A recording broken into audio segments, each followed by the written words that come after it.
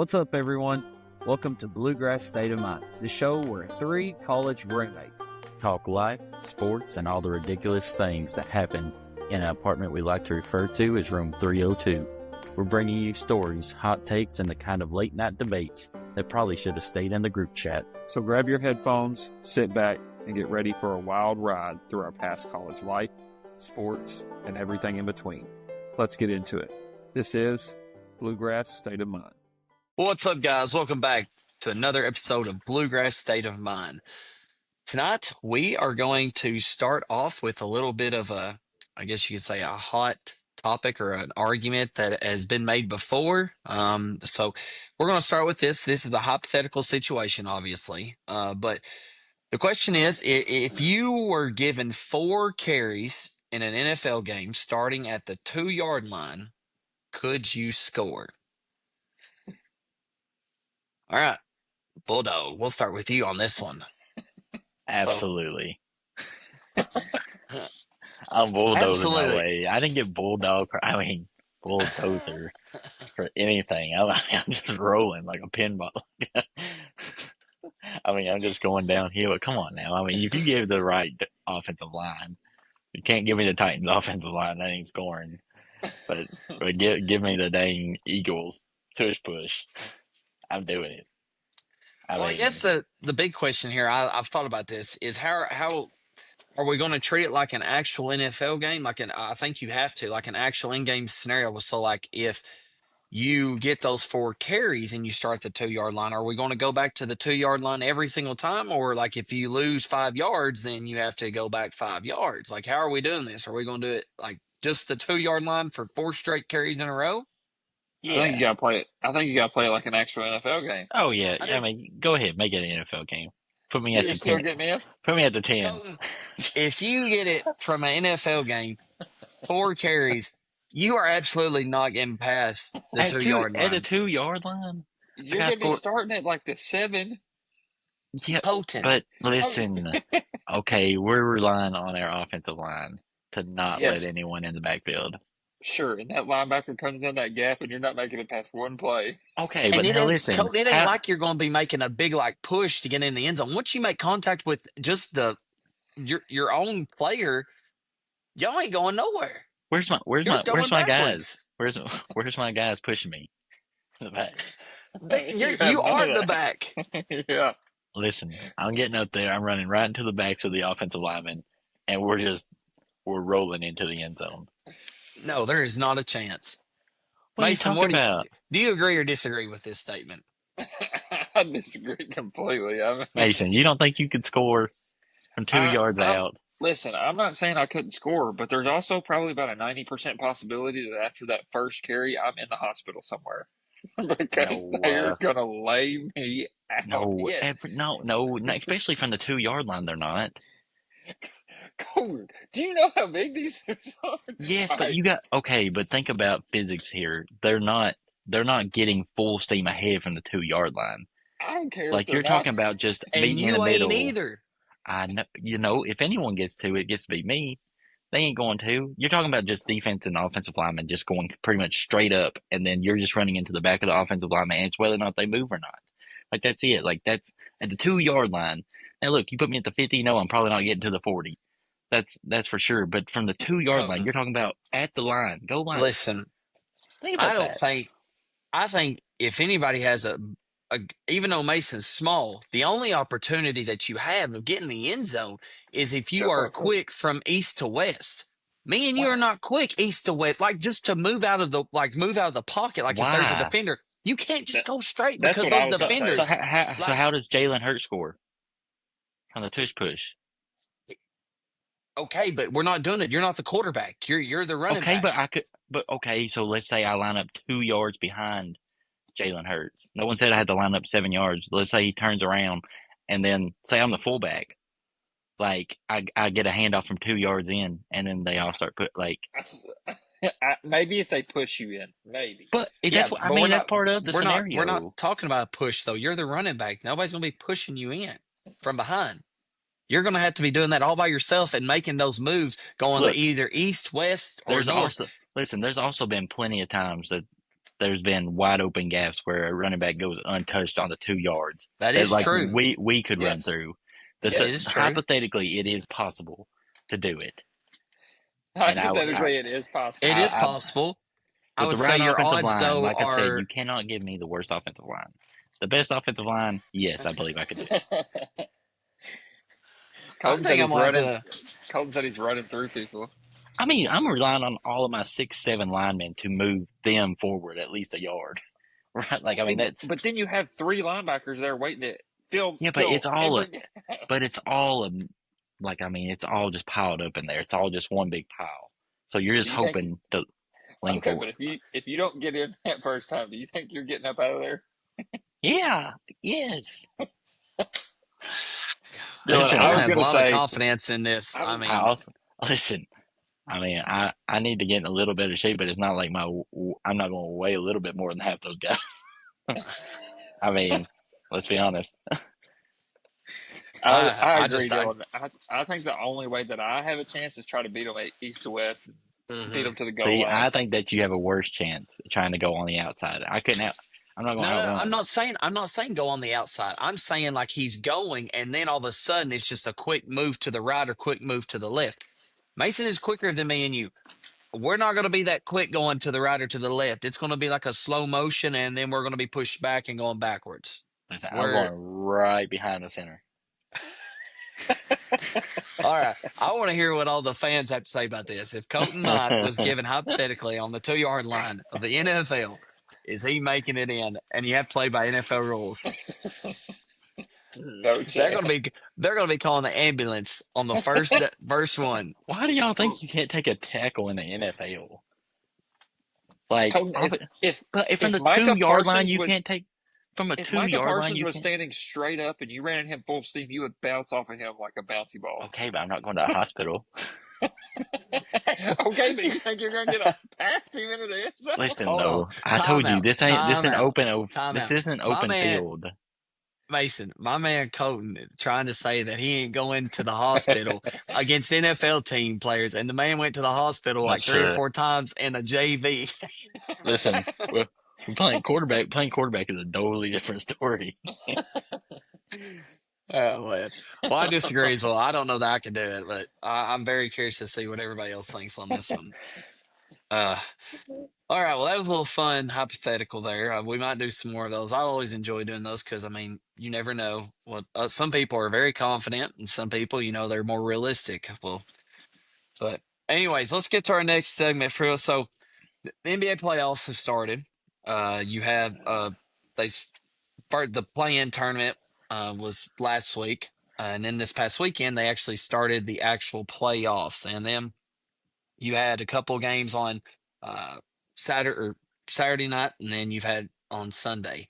But one thing that I have sent to the guys, obviously I'm a LeBron fan, Mason's a LeBron fan, so I thought this would be a very interesting topic to discuss. So the Timberwolves and the Lakers are playing, and the Lakers did get beat 95-117. But what we want to discuss is what is going to be the narrative of the Lakers. And what I mean by that is here's what I told them so you all know what we're coming from. If the Lakers win, is the narrative of the Lakers winning going to be, oh, it's because of Luka? If the Lakers lose the first round, is it going to be a narrative of, oh, it's LeBron's fault?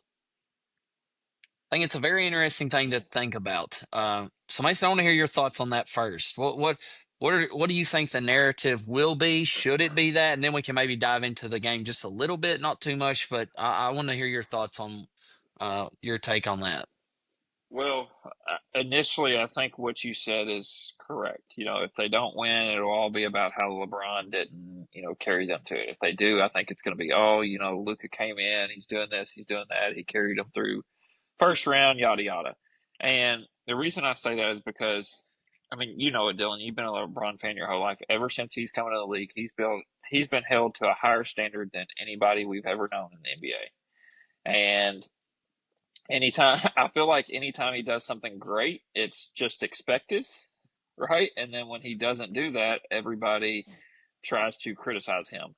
So I still don't think LeBron has gotten like for example, I don't think he's gotten his flowers for the when he came back down from 3-1 against the Warriors. I mean, I feel like that was yes, at the time it was a big deal, but now I feel like everybody just kind of forgets about that, what he did. And it's always been like that with LeBron. Like I said, ever since he came into the league, everybody just expects him to be the best player that he is every single day, every single minute. And let's be real here. He's 40 years old. I mean, the man is 40 and he's still out there competing in the NBA, and he's been doing it for 20 plus years. So I definitely think it's going to be that narrative. Whether Lakers lose, it'll be on LeBron. If they win, it'll be on Luka. But I guess my question though is, should it be that? Like, what should be the narrative? No, I don't think so, because like I said, LeBron is 40 years old. Do I think he's the GOAT? Absolutely. Is it incredible what he's doing at this age? Absolutely. But why do you think the Lakers made this trade? Right? They made this trade because they're looking towards the future. LeBron's not going to be here much longer. We all know that. Now it's on Luka to carry this team. And LeBron is there. Yes, he can help, but they brought Luka in to carry this team and prepare for the future. It's his job now, right? He's one of the best players in the league. He's younger. He took the Mavs to the conference finals last year, right? And did they go to the conference finals last year? No, they made it to the finals. Finals. They got beat to the Celtics. I mean, yeah, he took them to the finals last year. And so it's all on Luka to me at this point. Mm-hmm. Colton, what do you think? What are your thoughts on it? Yeah, so this is how I look at it is with LeBron's age, there should not be anything at this point of his career that knocks against him. Right, at 40 years old, that was the same way when Tom Brady, right now. Granted, Tom Brady ended up going on to win 2 Super Bowls after the age of 40. But at that point, there should have been nothing that like hurts your legacy, right? You can only add on to it. The issue that I think LeBron runs into, though, is that I'm not saying he needs them, but like nothing should hurt it. It's just that if you really want to become that guy that like the for sure this, the for sure that, like these are the ones that win. Like, but they're not going to look back and say, well, LeBron was 40 years old when he had Luka. They're going to say LeBron had Luka, right? They're going to say LeBron had AD. They're going to say LeBron had Kyrie. They're going to say LeBron had these. Like the same thing when people bring up Pippen all the time. They're going to say LeBron had these guys, D Wade, right? I mean, because that's a big argument for the Jordan. They're going to say that. So like the more that LeBron loses, and look, this is a series like the Lakers are the better team. I'm not saying the Timberwolves are bad, but the Lakers are a better team. And I'll be honest with you, I don't know how much y'all watched the game last night, and not saying that LeBron played a bad game, but he didn't play his best. No, I watched the whole game. And I think the biggest thing when I watch LeBron, and here's the thing, at the age of 40, it's not that I should expect it, but I think one of the biggest knocks on LeBron has always been, look, he is a great passer. His basketball IQ is maybe the best of all time. But sometimes the knock is that, like, where is his takeover mode at sometimes? Like, I think they came up with they were talking about it the other day on, like, First Take or something about how, like, in that Mavs series, the Heat versus the Mavs, that, like, in three straight games, LeBron scored a total of 2 points in the fourth quarter. Like, that can't happen, right? And that was back in the prime. Like, as a GOAT, like, you cannot do that. And, like, it just, like, last night, yes, Luka was playing pretty good. I know Luka is the guy now, but, like, and look, LeBron's 40, but I still think that he's a mismatch problem. Like, I would like to see LeBron go, like, I'd rather lose knowing LeBron tried to take over, to me, like, if I'm a team. And you saw that with Kobe. You saw that with some of those guys, right? They may not win it, but they put it in that guy's hands to go and try and win it. And to me, as long as LeBron's in the league, he needs to try to be that guy. I know Luka is, but he still needs to try to be that guy if he can. I just think the narrative is going to be, obviously, it shouldn't be about LeBron if they lose, but it is. But I also, if Luka plays like he did last night, the whole series, and they lose, you can't also say, like, oh, it was because of Luka. Like, Luka's done his part last night, so they're going to look to someone else. That's my opinion. So I agree with a lot of things you said, but I will have to disagree with what you said about the takeover thing. And the reason why I say that is because you're talking about a guy who's 40 years old. And I know that he's taking care of his body. I know he is literally defeating Father Time. But I also think that LeBron, if you watch the game, like, yes, he can still dunk it like crazy, but like, I feel like he knows his body and knows like it's time that like he just can't really take over completely anymore. I don't I think he can he has a chance to at times, but not like he once could. And I also say that because like it shouldn't be that yes he has Luka, but he can still and should still take over. That's not what it should be. It shouldn't. You're talking about a 26-year-old star and Luka. Now LeBron can absolutely be that second star. And for the people who said, "Well, he's your goat," like what he can't be. No, that like the man's 40 years old. Like there's only so much he can actually do. I mean, if you look at his stats, yes, he didn't have a great game, but he still had 19 points. He was nearly 50% from just regular at 8 for 18. Um, so I mean, like at 40 years old, like that's an okay game. Like obviously, yes, our expectations are high, and I understand that. And that's where I think, like Mason said at the beginning of when we started talking about this, the expectations of LeBron when he came in this league are still the exact same as if he is a 19-year-old kid who can just do anything and everything. And it's just unfair. It is, and I don't understand it because the narrative will be exactly that. That LeBron didn't play good. And I know, Colton, you brought up about the takeover thing about the Mavs series, but then there's also a lot of series that LeBron absolutely. I mean, I think of the first game I think of is like it may have been game one. It was like the year after Kyrie left, and it was at the Warriors. The dude had like 50 something points. It was when J.R. Smith, I don't know if y'all remember, on the On free the throw free line throw. Yeah. took it out. Like LeBron, he took over that game completely. And that whole series, he averaged like I forgot. It was like 30 something, maybe like, and he averaged a triple. Like He led he, both teams in yeah, every statistical category. Every one. yeah. So I mean, like, yes, like the expectations are high, and they should be high. They should. I'm not saying that they shouldn't be, but it's just unfair to act as if like LeBron is still this 20-year-old superstar phenom. Just I mean, like, just can do anything and everything. He can do a lot of great things still at the age of 40, but that's why they went and got Luka. They know that the torches should be and will be passed. And I also want to go ahead and talk just a little about the game itself. I'll be honest with you. I don't know that the Lakers are the actual better team in a 7 game series. And here's my reason why I say that. I think in a game in, game out, yes, they are. But in a 7 game series, what wins 7 game series in the NBA is your bench. It's so crucial. Yes, you got to have those starters, but like it's a long series. It can be. And if you look at the bench play, it was terrible. I watched most of the game, but I mean the Lakers have no bench. They got outscored out of the bench. It was 43-13. Now, I know Nas Reed probably is not going to have that game every game like he did, but Nas Reed is also going to probably have about 15 points tonight. The Lakers have nobody to go to off the bench. I mean, they have Jared Vanderbilt, who's a defender. They have Finney Smith, who is a somewhat shooter, is just in there kind of as a role player. And then after that, you got the Gabe Vincent guy who can hit a couple shots here and there. Dalton Connect don't even see the court anymore. Like I mean, I don't know who's going to produce any offense.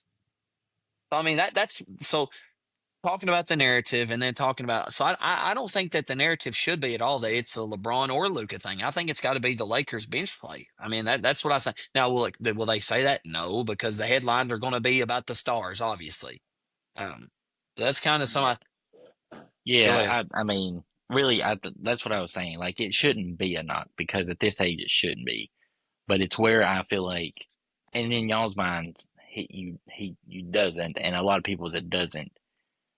But at this age, like where, like I said, I don't think there's anything that can hurt his legacy.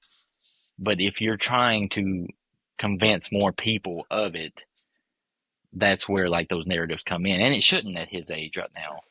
But he hasn't got to that point. Like I said, when you're still chasing a guy, or a lot of people consider you still chasing a guy, they don't care about your age, right? They just care about, they Hmm. just care about actual numbers. And so no matter at this age, even though he shouldn't be judged like that, they're going to sit there and say, like, oh, look, that's another, like, early round. Let's say they lose, and say it's going to be it's going to be a first round exit. It's going to be right, and then you can go back to whatever you want to, Jordans, or you can go whatever else. But he still has some stuff that, like, if he goes on to win, 5 championships looks a lot different than 4. Like, and so I think the narrative's going to be there just because he still has some stuff he has to prove to a lot of people. So a lot of people he doesn't, but a lot of people still view it that way. Yeah. And sadly, I know, and Mason, I want to hear some more thoughts on that. But I mean, like, you just think about like the narratives of the NBA. Well, someone of me also thinks that, maybe the media is starting to kind of understand, hopefully, like these guys are not going to be around forever. Because I mean, you think of like KD. He's not even in the playoffs. Steph had to win a in play-in game and facing the 2 seed. Might not win, make it through for the first round. LeBron might not make it out of the first round. Your 3 guys who have been the faces of this league are about to not even make it to the second round of the playoffs, potentially. I mean, like I said, like these games and these bringing in new guys, it's just passing the torch on, and the narratives is just that simply Father Time's catching up to these guys. Go ahead, Mason. Yeah, I mean, I agree, Colton. It shouldn't be like that. But that's what people are going to talk about, right? That's how they get views. That's how they keep the interaction going. That's how they keep people involved. That's all it's going to talk about. If they get knocked out in the first round, it's going to be all about LeBron and how he couldn't get his team through, and then they're going to start comparing him to Jordan again. It's always going to be this thing. And like you said, it would help him. I think he does, for some people, still have some things left to prove, but at this age, I don't know how anybody can expect that. I mean, like you said, Dylan, I agree that I think he does take great care of his body, but I think he also realizes now that his body has limitations, right? And you can see that at times. I mean, I don't think he even shot a field goal in the first quarter last night. And I think he's kind of taken a step back since Luka's gotten here, and I think that may have been part of the reason as well.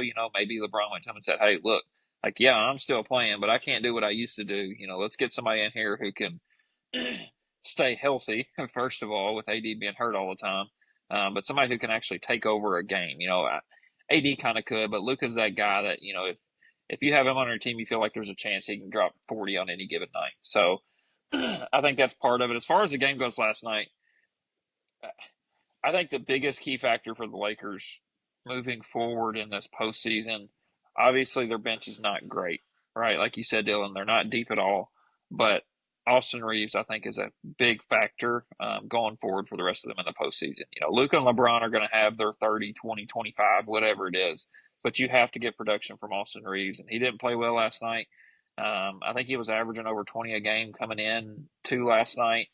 And he's somebody that has to step up for them and not just score, but create. I know Luka creates too, but Luka's very ball dominant, right? So whenever Reeves is able to get that, if he can start drawing other defenders and open up other looks, I think he's kind of the X factor for him throughout the rest Yeah. of the playoffs.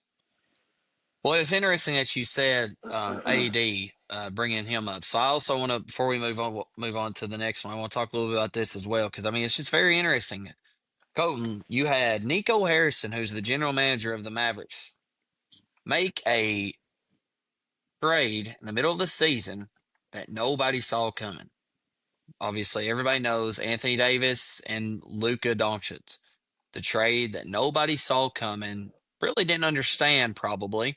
But you talk about a Mavericks team, who we also talked at the beginning of the episode, who made the finals last year, made the NBA finals, and then this year doesn't even make it to the playoffs.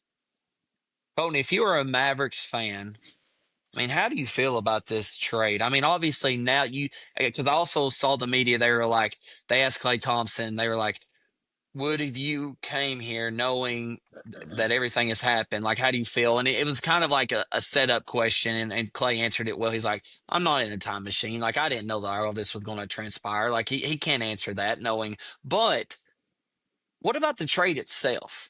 I mean, take out them not making the playoffs and not knowing that Anthony Davis was continuously probably not going to be healthy. What are your thoughts on that trade? So this is probably not going to be the popular take because to me, it is not a good trade. I'm not saying it mainly because you only got one first rounder. Like that was the biggest mistake. To me, if you'd have got 2 or 3 first rounders, you might could have justified it more. But still, I mean, you have a young superstar who could go down potentially at this rate. He's going to go down as a top 10 player of all time. Like he just is. And like he just took you to the finals with essentially no real help around him. I mean, and then all of a sudden, you're as a fan, you're sitting there thinking, look, as long as we've got this guy, then we just got to build around him, right? Like as long as we got this guy, he's young. Like as long as we just find those right pieces, eventually we're going to go right back. But I mean, that's obviously so that makes it hard. Here's my take though, and I think it'll be interesting to see because watching that game last night, Luka played a very good game. Luka is not a good defensive player. Luka complains a lot to the refs. Like there was multiple times last night that Luka they missed a foul call or he wanted a foul call. He turned and looked to the ref, and his player got back down and scored, and Luka never got back on defense in time. And listen, I know he took them, and he's generational, but like those are issues, right? Those are and the way he is much better than who I'm about to name, but who he reminds me of with that type of attitude. And because I think he is more for an overall team than what this guy was. But think about how great Carmelo Anthony was, right? How great of a scorer he was. And yet he never sniffed like an NBA championship, right? And why? Because everyone's just kind of like Carmelo's he's about himself, right? Like he's going to get his and he's going to play his style and it doesn't matter what he needs to do. He's just going to do his thing. And to me, I think that could be a worry for Luka is he so, like you said, Mason, earlier, he's so ball dominant? Does his style of being so ball dominant, is it something that you can go and win a championship with, considering how bad his defense is? That's to be seen. I'll say this, you lose right now, you don't have a lot of draft capital and stuff coming up. So, I mean, LeBron will retire. Where are you bringing in guys? Right, to help Luka, because once LeBron retires, what's this team look? Let me ask you, what's this team look like without LeBron? Everyone else that's on this team with just Luka, what's this team look like without LeBron? Right, I mean they're not that good. No, and I would much rather take an Anthony Davis, healthy Kyrie, and a Klay Thompson right now than a Luka without LeBron team. Uh-huh. So, Yeah. So I guess before I send myself, I'm gonna give my biggest thing with this is if I'm the Mavericks, given AD's history with injuries, that's the biggest thing that kind of I'm just like, taking a big leap of faith here. Now, granted, the year before last, AD played like I forgot how it was like a record high. Like he played maybe not all the games, he but it got was like close to 75 or something yeah, like that. it was the most he had ever played. Yeah. But when I'm looking at like obviously you got to look at guys' injuries because if they're injury prone, I mean, like take a look at Zion Williamson. I mean, the dude, I mean, he's not like it. You have to account for that, and I think that's the biggest thing that I'm just like I didn't really understand it. If I'm giving away Luca, and you talk about a generational player like you said, and granted that he just took them to the finals, and I got to look in there. LeBron won his first championship at 27. Steph, 26. Tatum is the most recent, like, big star, 26. it's not like you see guys winning at 20 and 21 years old anymore. Like it takes some experience. Like you go and you get beat a couple times, make it maybe to the finals, then you come back a year or two after and you finally reach the top of the pinnacle. So like Luka is 26 years old. Now, like I said, the biggest thing for me is the injury. If AD was very healthy, then I would understand it more so because it fits the Mavericks better. They have a dominant big and Kyrie, who's a great playmaker and shot maker, and then you have a straight up shooter in Clay. And Luka kind of was like he's so ball dominant that he was also taking away stuff from Clay and Kyrie, and you didn't have a big man who was healthy or had an offensive game. So like it does make sense, but like I said again and again, I just didn't understand with the whole health situation because it just didn't make. Because I mean, now you look at it now, and if you're a Mavericks fan, now you're like, I told you so. And like, what are we doing? Like, and that's because Anthony Davis has not been healthy ever since the trade. I mean, literally, his first game back, he got hurt. So, Right. I will say he did drop at least 40 the other night in the play-in. he did.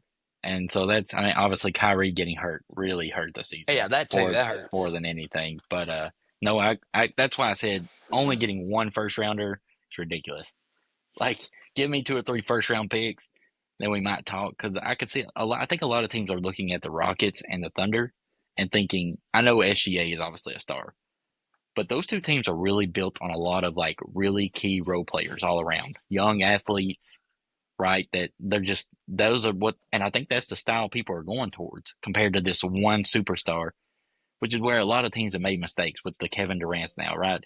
He's too old to carry a team, right? You can't be trading 2 first rounders to bring Kevin Durant over to carry your team. Caught up on the name still, right? Like Kevin Durant. Right.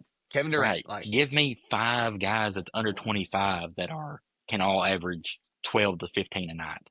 You know, that's the type of team you're trying to build now. And I think if the Mavericks would have went at it that way, but with only 1 first round pick out of that, and you got a not in his prime Anthony Davis, and you have Kyrie and Clay, neither one in their primes.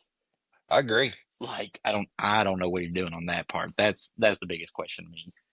Yep. All right, Mason, end it here. Let us know. Well, both of y'all's points, kind of my initial points too. You know, like I get the side of the trade from the Mavericks, right, with who they had on the roster, bringing a big in, allowing Kyrie to kind of have the ball in his hands more, do his thing. You know, I get that from the Mavericks standpoint. Again, with AD being hurt, his injury history, it is a bit of a risk. And like you said, Colton, they should have got more out of it. I don't really know what he was thinking there, but another part of me is like, I don't know how you trade that type of generational player, right? And another thing, but hold on, mate. And I want you to touch on this too, Mason. Another thing is how he done it. Yeah, and that's, you know, I seen something the other day that whenever Luka found out, he was like, you know, my heart broke. Like he had no idea what was even happening. I mean, that's where he started his career. That's where he's grown up. You know, Dallas loves him. I just don't really understand how you can move on from him. I get that maybe your team didn't fit well together with who you had on there, but try to move some other pieces around instead of moving out Luka Doncic, generational, you know, like you said, probably a top 10 player all time, just took your team to the finals last year. Some of it's just very confusing to me. I feel like there was more, you know, kind of, I know they said they were worried about some other things and behind the scenes things, but I just really don't get, you know, if you're trying to build a better fit for your team, trade Kyrie. He still had, you know, trade him to a team that needs somebody that can go score.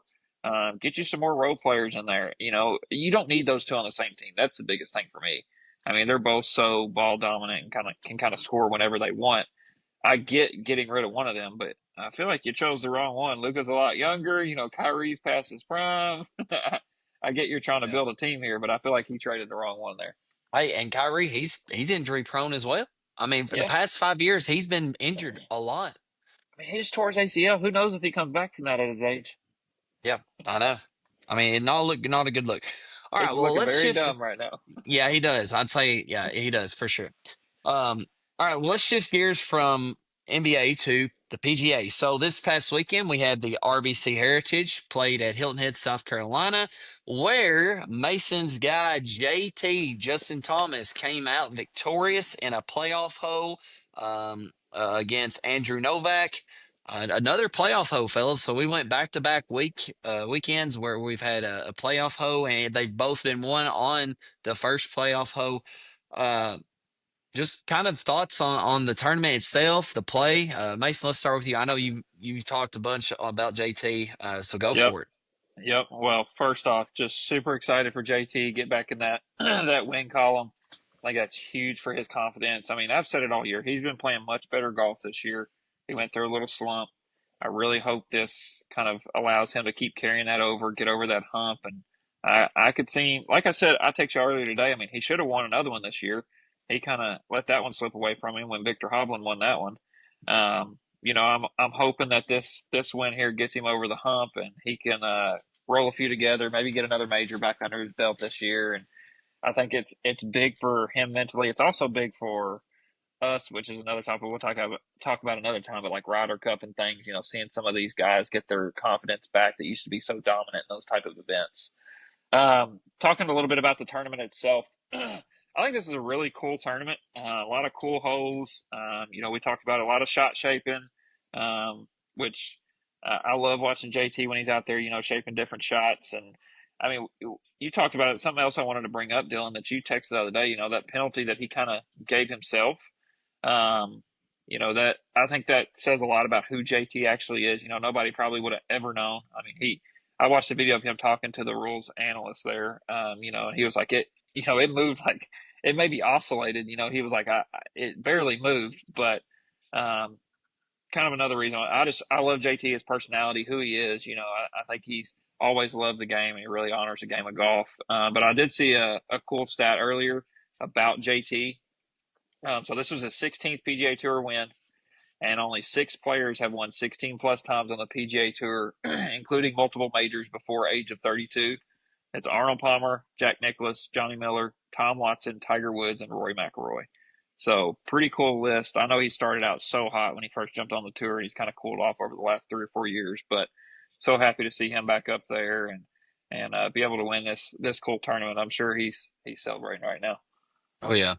Well, Colton, I thought Mason was going to lead into something to say, but I'll just say as well, he's talking about how it's good. Well, who did you say it was good for, Mason? That JT won. It was good for you. Oh, the Ryder Cup for yes. the Ryder Cup team.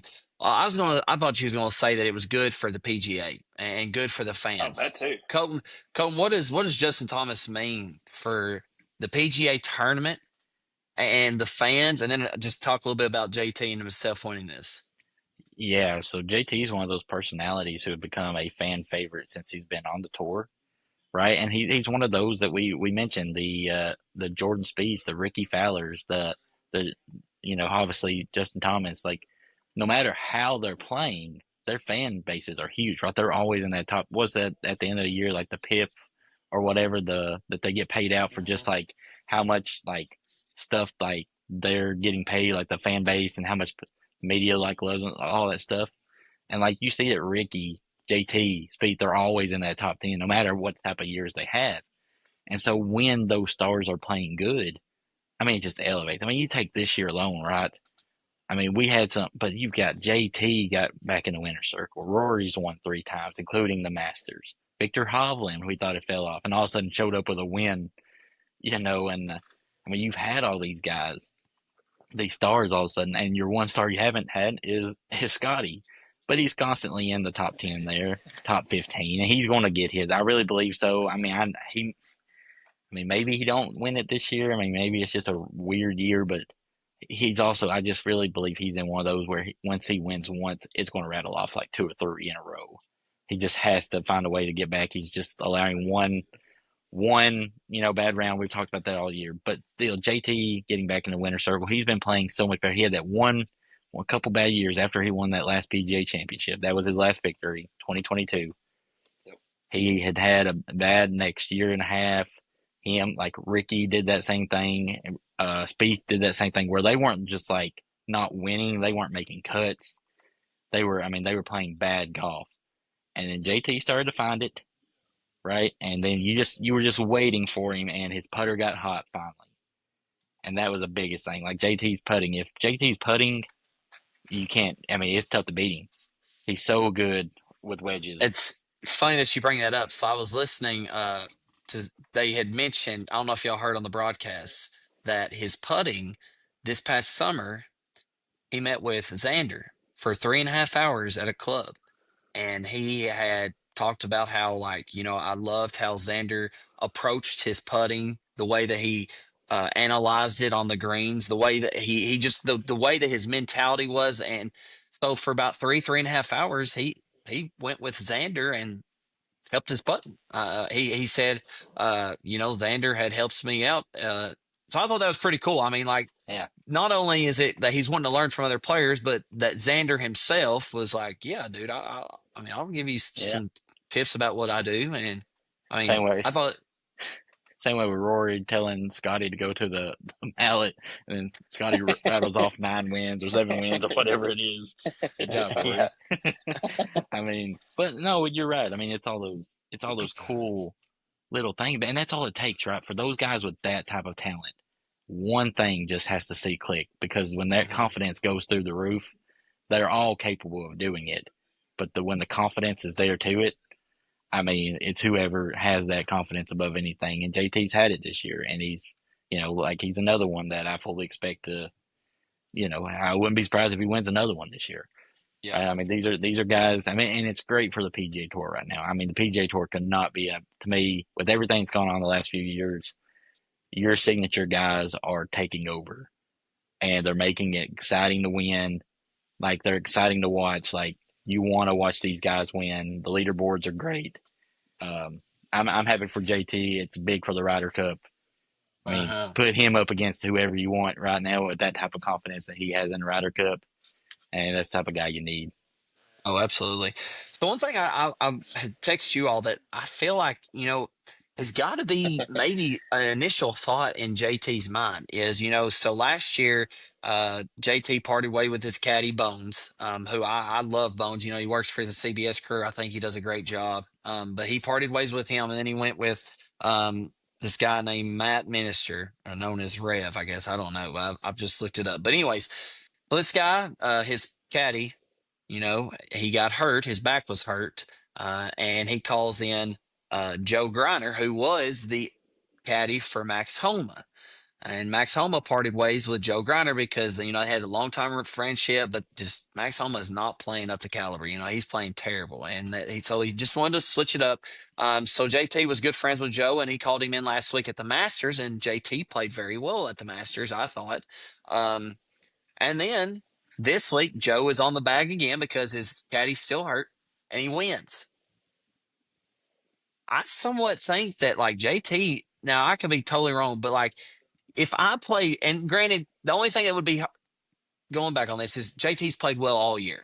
So I'm not saying that's a caddy thing, but some part of me wants to think, if anything were to ever start headed down south, maybe JT thinks maybe I need to get Joe on the bag because, I've seen Joe's interactions with the Ryder Cup team, the President's Cup. I mean, I don't, I think of last year whenever Siwoo Kim, I think it was who done the night situation, and Joe Griner, of course, was caddying for Max Homa, and Cantley comes and makes that putt, and he goes on the green. Joe Griner, and he's doing this right here. He fits Justin Thomas's personality. Like they remind me a lot of each other, and I love it. That fire. But do y'all have any thoughts on that? I thought that was interesting to think about. Yeah, I mean, it is interesting to think about. Like you said, he's been playing well all year, so I don't think he's going to read into it like that. But I do agree with you. I could see them having a really good connection.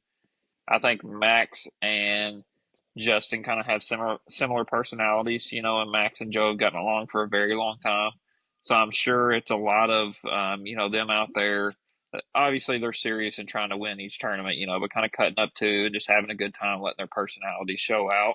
And I think that's good for JT. Like you said, Colton, whenever he has that confidence, if you can get somebody in there that can just make him feel relaxed and give him that confidence and not have a whole lot of pressure, and he's not thinking about everything constantly. I think that's huge for him. So I definitely think that he's probably considering it. I don't know that it played a whole lot into it because he is playing well, but I could see him just being like, hey, this, we have a good time out there. He keeps me relaxed. He does a good job. Obviously, he's been with Max for a long time. Let's switch it up. We're having a good time right now and see what happens. So I could definitely see it happening. Yeah. I want to hear your real quick thoughts on that, and I also want you to bring up our next topic about, you talk about these droughts of the players winning. Yeah, so I, I mean, I think it'll be something he keeps in the back of his mind because obviously, whatever you did to win, you want to repeat it. However, I do think a lot of JT's victory came on the putting greens, right? I mean, he made a lot of longer putts this week, and it's hard to make them on Harbour Town because you don't have big greens. Like, you don't have putts that are over like 30 feet much I think at it's the Harbour second Town. smallest. I Behind what, forgot Pebble what's. Beach? I think that might be right. I I think it's heard it. Pebble They Beach. But yeah, so I mean, and I don't know how much if Joe ended up coming in helping him read the greens or something like that, then maybe Well, yeah. Joe did. Joe read. Did you see? Now, They said he was reading every single green for yeah, him. now Like and then that could become because I mean obviously with the way JT putted it could be, but most not usually are the caddies as effective on the like when it comes to the actual putting lines and stuff like that because everyone has their own routine putting. They don't want to sit there and they like getting second opinions, just a confirmation more some like okay confirm like this is what I'm seeing also, but so yeah I do think that so yeah we talked about this earlier like this is the first win he had got since 2022, the PGA Championship. So, I mean, you're looking at 3 years. I mean, because PGA Championship is getting ready to happen. It's been right at 3 years since Justin Thomas has won, one of the top players in the world. You take Jordan Spieth, right? I'm trying to think of his last win. I probably should have looked it up beforehand, but it's probably going on 2 or was 3 it the years now, right? Valero Texas Open? Did he win that? Was that Maybe what 2 it years was? ago. 2 years ago, maybe. I think 2 years, something like that. But Jordan Spieth's last PGA Tour win was at the RBC Heritage in yeah, 2022. that's true. 2022. Oh, okay. So also 3 years, right? So he's going on a current 3 year drought. Now we saw his wrist injury last year, played terrible, right? One of those where he wasn't making the cut. The last couple of years have been like he got in that. Like we're saying, we're not talking about droughts where we're like a Scotty drought, right? Like if Still in the Scotty top don't win, 10. if Scotty don't win this year, Scotty was in the top 10 before Scotty won. Scotty was like placing top 10s, like he just couldn't win, but he's always up there now. Like Spieth. And then you saw like Ricky win for the first time in 3 or 4 years, and now he's going on another like 2 year drought, I right? think Ricky he won is. the Rocket. Was it that? He What won the did? Rocket Mortgage 2 years ago. So you're looking at someone like Ricky, but these guys they go on these droughts, and I used to say it was because as soon as they got married, like it was random, right? Because it was just funny because like as soon as Spieth got married, like he went on his. As soon as Ricky got married, he went on his. As soon as JT got married, went on his. And that's not the case. But I think these guys just came out with so much success, right? And they were so on top of their games when they were younger that like when things go wrong early, right? When you come out so on fire and winning so early that when you get to the age of 27, 28, if things start to go the other way for just a little bit, you're sitting there thinking like change, I've got to make change. And now you see like Homa going through a similar drought, right? I mean, Homa came out of nowhere and kind of took over, become like a top 5 to top 10 player in the world, and now all of a sudden not making cuts. Like, I mean, finishing dead last in fields. And it's like he went searching for something. Hovland did the same thing. He won this year, but like Hovland went through the same thing. These guys that are stars winning multiple times, and to me, like I just think that they're searching for something that doesn't have to be searching. Right? And they lose their confidence because they're constantly searching, right? There's nothing worse than stepping over a golf ball and having a million thoughts about what could happen when you swing right here, right? And it seems like each of those guys have went through that the last few years. So it's good to see JT maybe making his way back. Spieth has played better this year also. Hovland obviously got his first win. Homa did play well at the Masters. Mm-hmm. And honestly, he up until like today, he honestly played a couple decent rounds here. And so maybe he starts to come back. It's not a good thing when you go searching for your swing, especially if you don't need to be making a lot of big changes. Yeah, I think part of that, we see these big gaps and, players play so well for so long. First thing, I mean, that just speaks to how hard golf is, right? I mean, you have these guys who best players in the world, they come out next year and I mean, it's like a completely different game for them. And I agree, Colton. I think a lot of that is, they do all these things. They get to the end of the year, they're kind of looking back, and it's like, oh, I did this really well. But if I could just make this better, or if I could do this a little bit different, they start trying to change things, and then that throws golf such a it's so minute. You change one little thing, and it changes your swing or the ball flight where it's going drastically.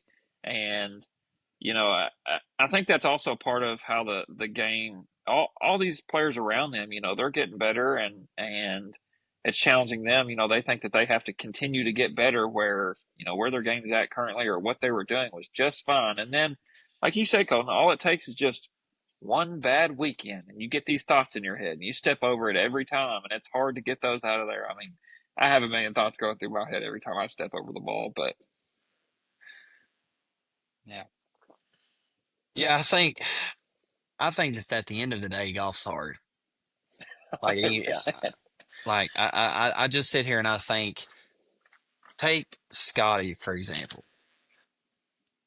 Scotty is playing great still.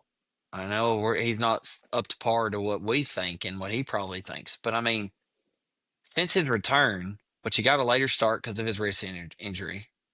I mean, he's had 5 top 10s, 3 top 5s, and he had a T11, so you might as well say 6 top 10s.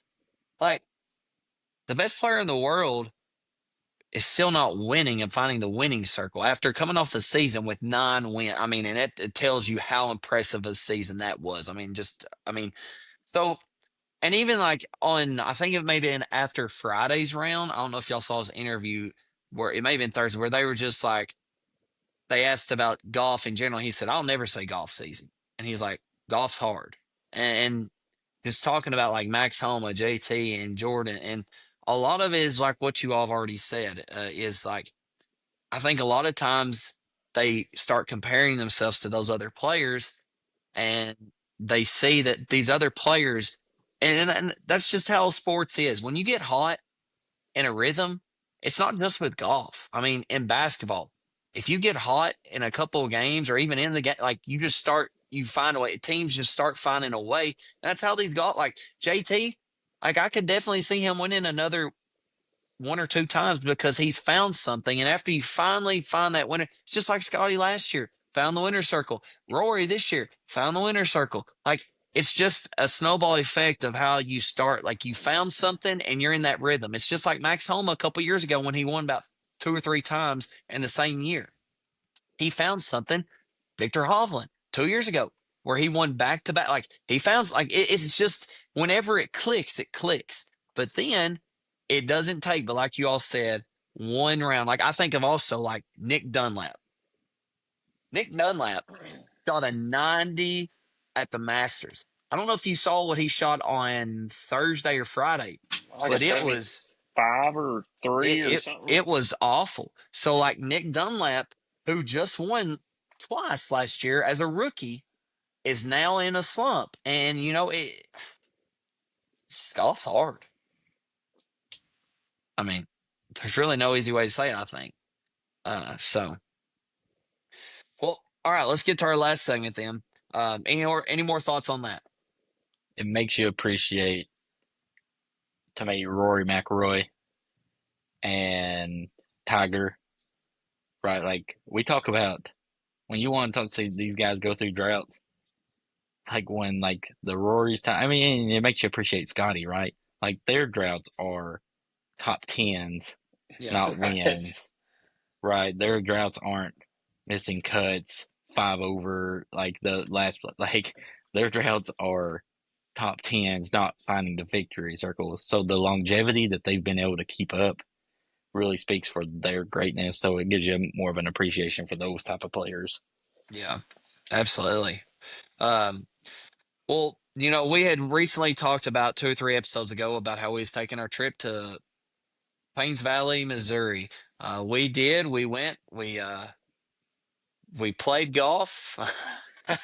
You can Some call it not that. so well, and some others well. But regardless, it was a great time. Mason, kind of just talk about kind of some highlights of Paynes Valley. And so for the audience who's never been there before, and that's what we'll end with after we all make our rounds here. But go ahead and talk about some of the stuff that you enjoyed and what it was like. Yeah. So obviously this was kind of like our first big, golf trip somewhere like this. But definitely worth it for the people out there listening. If you're thinking about do it.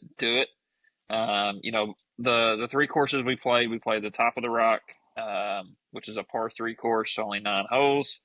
We played it twice on Thursday. Then on Friday we played Ozark National, and then on Saturday we played Paynes Valley. All three courses were amazing. For the time of the year, great shape. Very, very challenging. All three of them as well.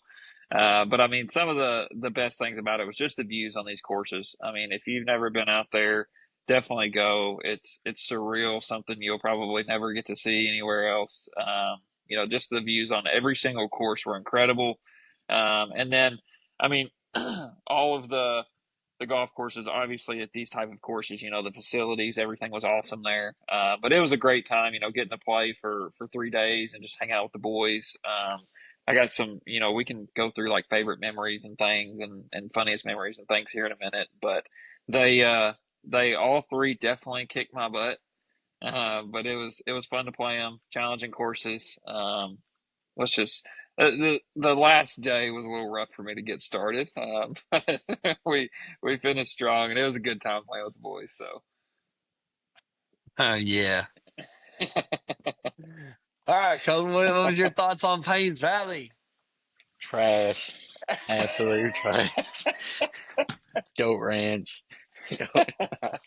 No, I mean, look, for the viewers out there, it is it's something that you should experience, especially if you're one of those. I would advise, like, if you're not, take it once at least. Obviously, it's there's just so much there. All the courses are unreal. There's a 13 hole walking course that you can play. They're redoing another one, Buffalo, Buffalo Trace yeah, or Buffalo Ridge, something Ridge. like that. Buffalo Trace is a But yeah, sorry. I mean, um, but they're redoing that course. So they're building a brand new par three over there with Paynes Valley, right? So the best thing is like you get a golf cart. You can drive the range, then you can drive over the Paynes Valley if you want to eat at the restaurant, right? You can drive to whatever the courses you're needing. There's a shuttle that also will take you to a nearby lodge, so that's convenient. You can leave your golf clubs on the carts.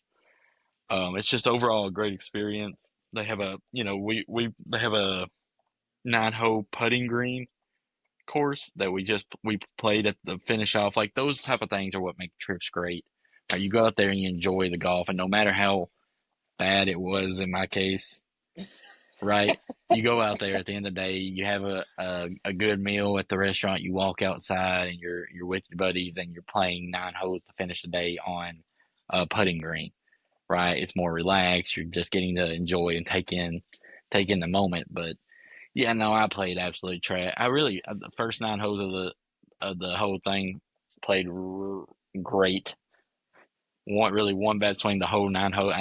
But played very good. And after that, the rest of the time was fell just apart. straight downhill. Just straight downhill. The wind was rough, the swing was bad, but the vibes were always good. the vibes were always good. Oh, yeah. The views were beautiful. It's definitely a trip that everyone should take. Just for the views itself, the experience. 19th hole is obviously unreal at Paynes Valley. That picture, it's sitting up in my room, and it will be for a long time. If they want you to, you can pay for it to be framed. It's pretty cool. They take a picture of you in front of the 19th hole there at Paynes Valley, and they'll frame it for you. Nice frame. So obviously that's something that will sit there and I'll look at for a long time. I really appreciated the trip. Dylan got it together, did a great job with it. So, Yeah, I thought, I mean, just it was a great trip in general. I mean, we didn't even talk about how we all went in our big old bus van that we rented out. yeah. Eight passenger van. That was pretty sweet. We done that. I just added on to it. I think honestly though, for me, I enjoyed all the courses. But like, if I look back and I'm sitting there thinking like, what course like was I guess just the most immaculate, and I was like, wow, this place. I look back, mine was top of the rock, the Oh, par yeah, for three course. sure. Mine Like too. The views it, was, yeah. it was just like the bunkers were beautiful, the greens were immaculate, the fairway, even though there wasn't many fairways because it was a par three, but like it- you take the sixth hole, I think it may have been. For the audience there, one of their signature hose, I guess is what you'd call it in a par three, even though they were all great, is that the azaleas were blooming and it looked just like Amen Corner at the Masters, the par three 12. Yeah. And it resembled it. And the guy told us that, the starter guy. So when we got there, I was like, man, it does really look like that. So it the whole trip was awesome. Just enjoyed being there and being able to play some fun golf. And I think I guess for me, one of the best memories I had was I got to par the 19th hole at Paynes Valley. I did hit the green. I was I really hit the proud of myself on bridge that. to the right. I hit the water behind it. Yeah. But also, I guess another favorite memory of mine, honestly, was on what hole was it, Colton? It was that par three. Was it like 16 maybe on Paynes Valley? Whenever Mason, well, anyways, I'll set it up for the audience. So we're playing a downhill par three, and the wind is, which wasn't brutal. It wasn't a brutal wind Right. on Saturday, but it was downwind, and the elevation. I shot and I told everybody like the number. I said it shoots like 175, but it's playing like 165 or something. I don't know. It was maybe farther than that, but anyways, uh, I grabbed 8 iron and I went a little right, but I was pin high. And Mason hits his irons farther than me. And I looked at Colton and I said, I guarantee you, because I heard what Mason and Chad were talking about, like I what looked what at what iron. And I looked at Colton and Colton. I mean, don't lie. Did I not Yeah. tell you? I said, Yeah. Colton, Mason is about to fly this green 40 yards because I hit 8 iron. He probably thought I hit like a 6 or 7. And whenever I heard Mason say that he said, I'm going to hit an 8. And I was like, oh my, he's about to smoke this thing. And I was not about to say anything to Mason because we're playing against each other. and I Hey, and I was just like, oh man, this thing is about to fly green. And then Mason proceeds, hits it. Either Mason or Chad won. They say, be all over it. Look, that looks good. And No, I was like, that was not me. I was like, oh my goodness, that was I think it may have been Chad. And me and Cole are just sitting there watching it. And I mean, it was 30 yards over the green. I mean, I looked at Chad after you hit, and I was feeling the wind. I was like, Chad, you think 8 iron's too much? He was like, no, hit it. I was like, all right. No, and then I want Mason. I want you to tell the audience about. I guess it'd been the whole right after that, maybe when on I think it was 17 when it what you done to Chad, and then Well, Cole, I'll let you end it with a memory that you yeah. have. But So we get on, we get on 17, and I'm in the fairway. I'm about, I don't know, 50, 60 yards out, and Chad he's up on the green, so he starts walking up to the green. And I step back there, and he's probably just stepping onto the green, and I hit it. And as soon as I hit it, I'm like, oh, Chad, that is all over it. He's like ducking all the way, and he looks up, and it's 20 yards long. He's like, dude, he said it was all over it. We ain't caught it again. was it long or was it short? No, it was No, to it the was long. right long. Oh, Yeah, it was it to was the right long. long. I just know that Chad was like, when I looked up, he was ducking. He's like, he started cracking up. I was like, what's so funny over there? He was like, Mason said it, be all over it, be good. My Sliding depth 20, 30 perception was yards. not very well at that point. Oh, No, Cole, what's the mine. memory you had, big dog? All right, listen.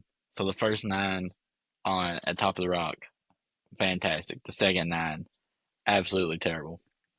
I mean, But, at the end of the day, I was like, okay, the wind's howling. We played it from the back tees on the second 9. And we also just got done with an 8.5 hour, 9 hour drive. I was like, the wind's howling. So I was like, okay, that was bad, but we're going to chalk it up. So come out the next day on Ozark National, and they're like, this is the toughest course that you're going to play. I mean, the guy at dinner after we played Top of the Rock on Thursday night, he was like, oh man, he's like, yeah, Ozark, or he said Top of the Rock. He said it's beautiful. He said Paynes Valley, it's for the views. He said when Buffalo Ridge is open, he said it's for your buddies. You go out there and have a good time, blast music. He said Ozark National takes your soul. I was like, oh no. And I was like, after what I just finished. And so I come out, par the first 2 holes, hit it into the fairway on hole 3. I'm staring dead into the wind. It is howling. I'm like 125 yards in. And I'm like, all right, here we go. All right, coming. I was like, you're here. And I mean, I hosel it into a canyon. And I had to go all the way down. I found it. And the thing is like, it's actually a good lie, but I'm at the bottom of this canyon. And I'm like, okay. I was like, just hit it up there. I was like, this could be worse. Get your bogey. And I had a good shot. And I'm like, all right, that's got to be towards the green. I was like, I should be able to get up there and maybe find it. It is plugged into the lip of a bunker. And I mean, long story short, it turns into an 8 without a penalty shot. And the rest of the day is just absolutely miserable. I mean, just miserable. Dylan, I remember It took my soul. we're on the tee box. We're on the tee box of the next hole. We see Colton hit from the fairway. Next thing you know, Colton's got his hat backwards, walking dead right from where we hit it. We're like, Hat backwards. What is Hey, going on? Mason did chip in though. I have a bunker shot of the week. Yeah, Great shot. that was nice.